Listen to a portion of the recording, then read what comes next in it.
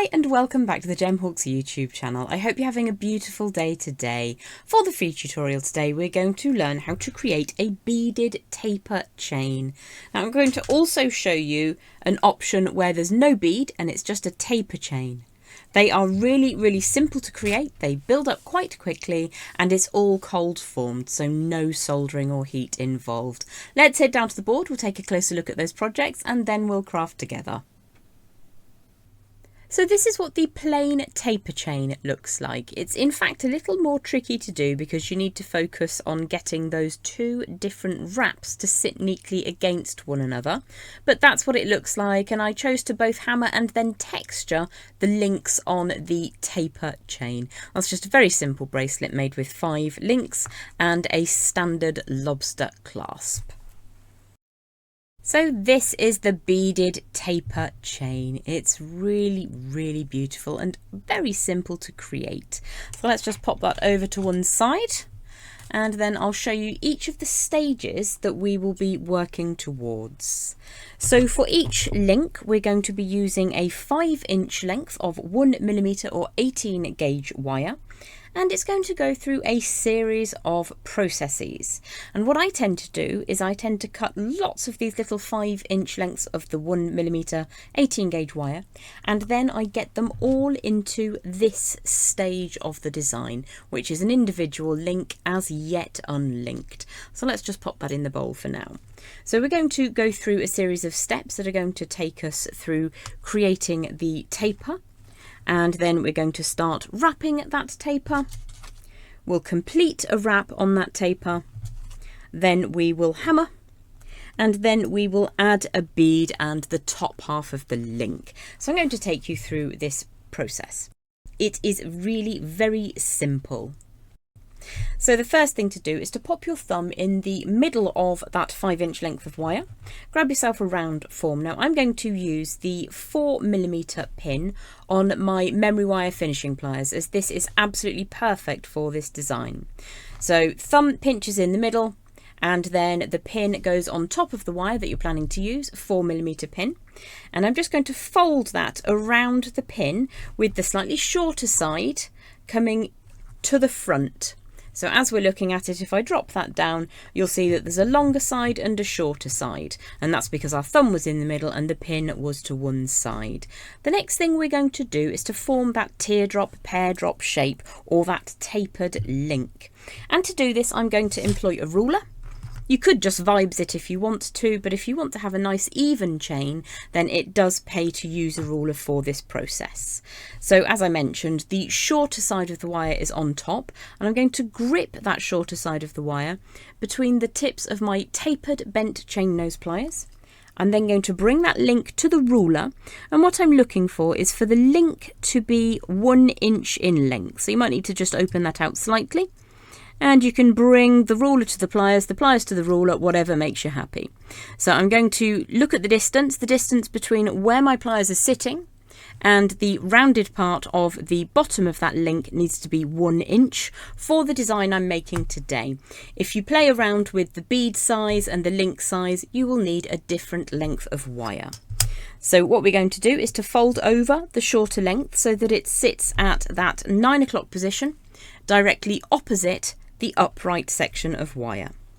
So we've got the shorter side creating that right angle. What we're going to do now is to just put a very small bend in the longer length of wire to create a dead upright, as if that line goes down through the bottom of that teardrop or tapered link. So you've got that 1 inch length. We're then going to pop the pliers in a slightly different way. We're going to pop them over the top of that bend we've just made, but we're also going to support a little bit of the straight section on that shorter piece of wire, which forms one side of that tapered link. And I'm going to push that all the way around so that it just bends around just past that bend. Once you've got that little bend into position, you can grip across the top of that tapered link. And the reason for putting that bend in first is so that we can now support the tapered link shape, bring that tail all the way around. So that's a second wrap over that core wire. And we're going to go for a third wrap and point that down and away so it's behind the link. We're going to leave it because when we create the link on the other side, it gives us the opportunity to just fill the gap if we make it a little bit baggy. I'm just going to make sure I'm happy with that wrapping. And then I'm going to bring my mini block and hammer into position. So I tend to hammer both sides. If you need to cut a little bit off of this length of wire or hang it over the edge of the bench, you can absolutely do that. So I'm just going to apply a little bit of work hardening. At this juncture, I'm just going to bring in the plain taper chain to show you, if you're a bit heavy-handed, that you can in fact texture that wire to give a really lovely glossy finish. So that's an alternative. You could be very, very gentle with your hammering. You could use a nylon head hammer. You could use the wire whacker or wire whammer. I can't actually remember what it's called. Or you could just use a slightly heavier wire, bearing in mind we need to get those beads on.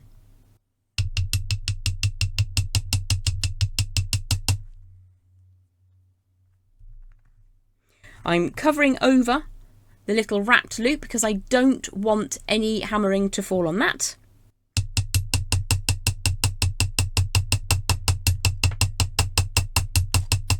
At this stage, I'm just adding a little bit of strength to that link. So there's our tapered link, which is now strengthened.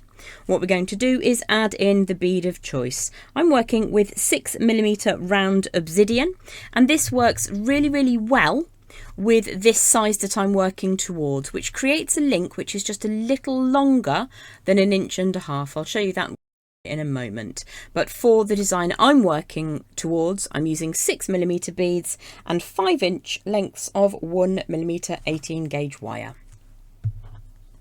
I'm going to support across the link now, and as you can see, there are 2 faces to the link. This is where we made that right angle bend over to the 9 o'clock position on the clock face, and that's what I consider to be the front of the link. If you flip it over to the other side, you'll see it looks slightly different. You might prefer that aspect, but it is important to note which side when we come to build the chain in a moment or two. So I'm going to grip across with my link facing upwards and then bring the wire forwards. And I've left a gap approximately the same as those 3 little wraps. So it's just a little over a 3mm gap because this wire is 1mm 18 gauge. So that is a 3mm segment just here. I'm then going to use again my memory wire finishing pliers, but this time I'm going to use the 2mm side to generate a wrapped loop. I'm going to roll that wire around, bring that back across. Now, if you are working on the beadless taper chain, let me just pop this down. What you'll see is I've got my heavier wire coming over the top and over the top.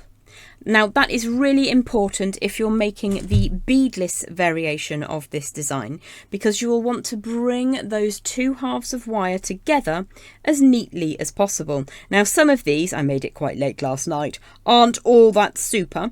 Some of them work quite well in so much as the cut ends do come together.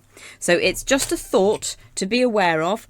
When you create the loops on either side of the bead, they need to be both on top of that core wire, and then when you cut them, they will come together. The easier option is indeed to use a bead. So what I would tend to do is make a bunch of those, get them all ready to create a chain. Don't do anything with this wrapped loop, leave it wrapless for now, and then we'll connect all that chain together.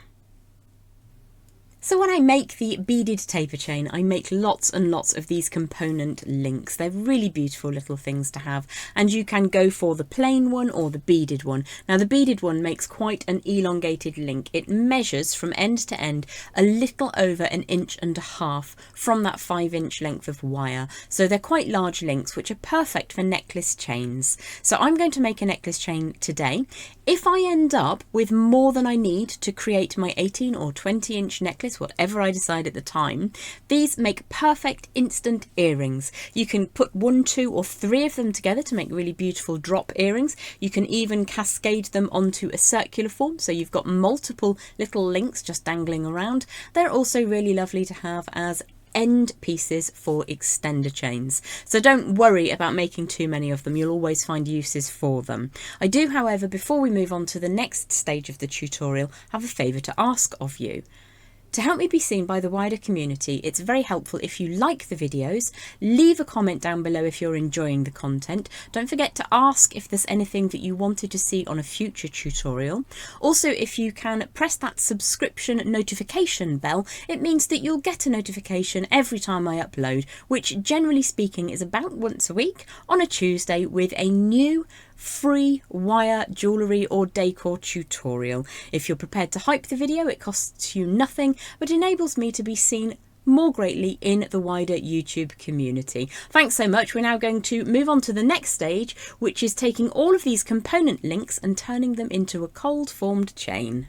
When you're ready to start your chain, before you begin creating those connections, on the very first one, into the unwrapped wrapped loop, we're going to add a lobster clasp. Now, obviously, you don't have to go for mixed metals if you don't want to, but I am just going to pop one that I have available, which is this lovely, simple silver one.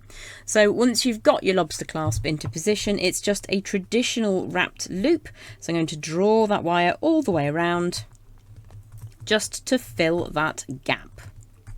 So I'm running through that relatively quickly because I think you've seen that several times, and I will clarify now how to build up the chain.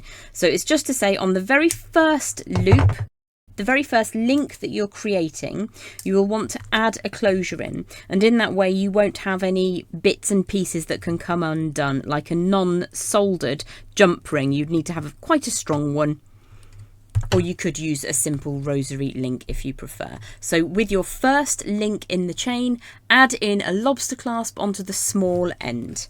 If I get to the other end of the chain, I'm going to grab one of my ready-made links, and I think after this I'll still have another two, so I'll show you what I mean by layering them up for earrings in a moment.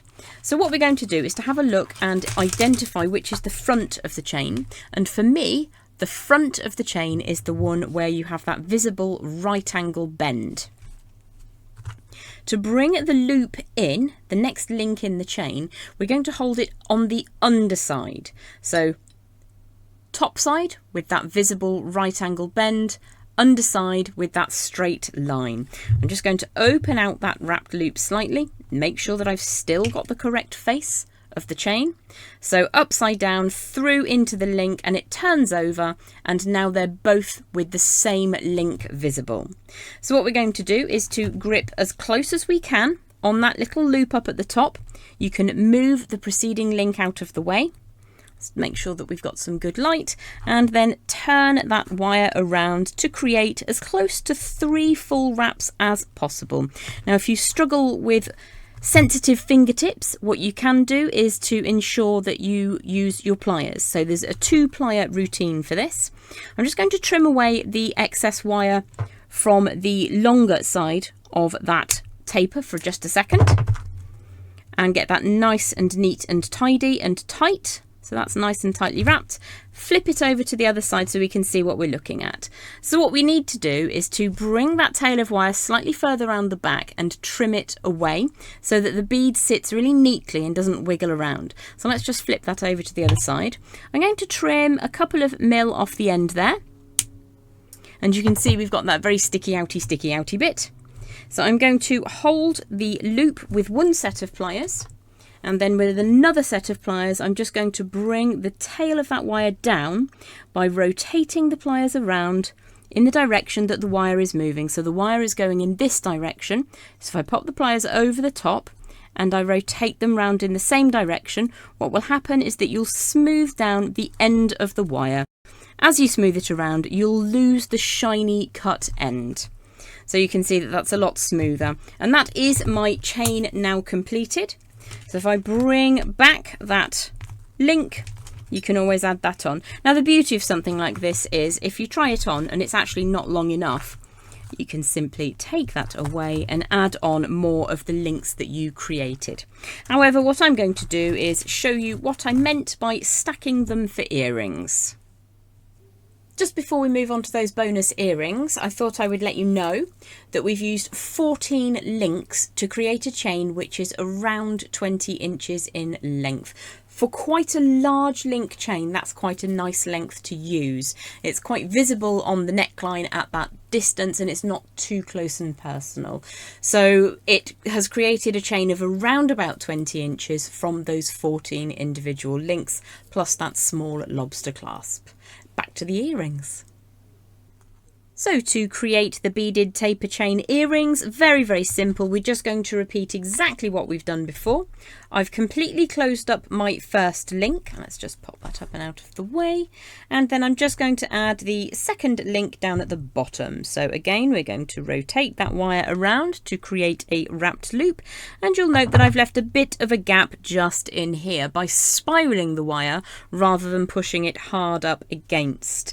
So I've got the front face of the link. You can tell that because you can see the right angle change. And then I've got the other side of the link on the chain link that I'm adding. So push that down through the hole. Once it slides in, it will flip over. And then you've got the same face on each chain link. And then it's just a case of closing up that link by gripping across the wrapped loop at the top. Pull that all the way around, and if you need to use a second set of pliers, you absolutely can. Let's have a look and see how much space is left. So this is the front of the link. So what I will probably do in an instance like this is trim away all bar about 2 millimeters or so. It just makes it slightly easier to hold the link up at the top that's linked into the next piece of chain, and then we'll just close that up again by pushing the wire over and around so that it fills the gap, and then to smooth it down, and I thought I'd show you this again. Just going to smooth the pliers around, and when you do that you end up just smoothing off the end of the cut piece of chain. What you will then end up with is a set of very short little chain links that you can create into earrings. So it's just a case of opening up your earring finding, making sure that you've got the correct chain face forwards and adding those in. I have to actually say that out loud to myself every single time because I tend to put it in and then have to reopen the earring finding. So there you've got your chain drop earrings to go with your beaded taper chain. And again, we made around about a 20-inch length, which was 14 individual links. So that's 14 beads, 14 5-inch lengths of that 1 millimeter or 18 gauge wire. And again, there's the little bracelet that I made which doesn't have the bead in, but you absolutely can size that down and make it all a little bit smaller if you want slightly more delicate jewellery version of this beaded taper chain. Absolutely the worst top possible to wear this chain with, but it is really, really beautiful. I tend to make these as necklace chains rather than bracelets because they are quite long links, which means when you wear them on the wrist they can sit a little bit angular, especially if you've got small wrists like myself.